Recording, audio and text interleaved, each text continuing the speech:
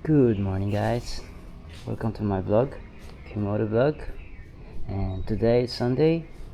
As you can see, guys, we do have a plate number. Nice. So, pwede na tayo mag long ride. So, for today's agenda, papalagay na tayo ng RFID dito sa Angeles City, malapit sa Marquee Mall.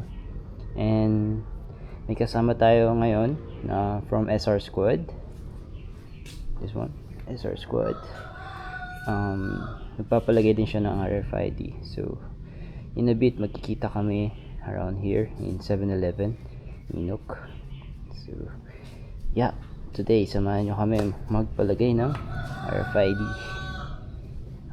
As you can see, guys, on my previous vlog, gamit ko is phone lang, and guess what?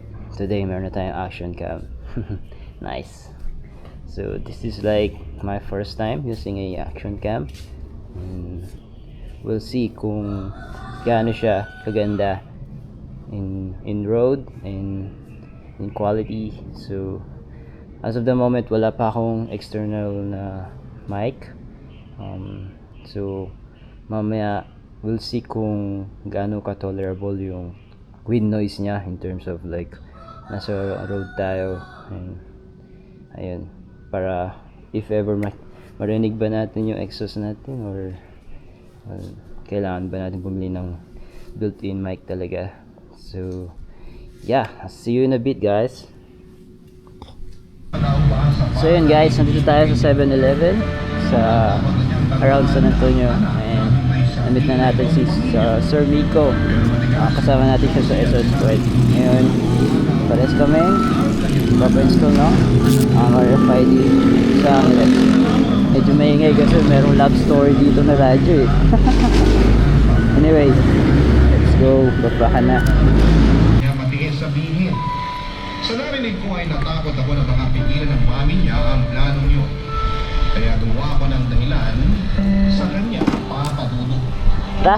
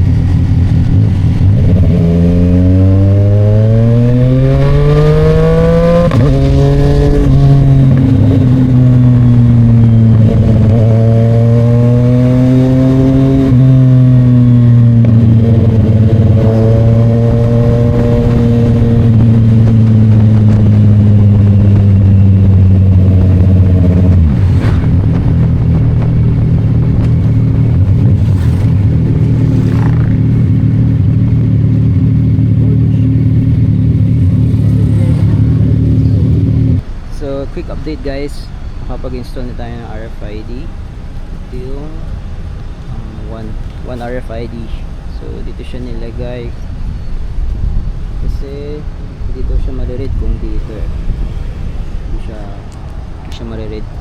Kung dito naman may block kasi siya dito so I think this is the best spot.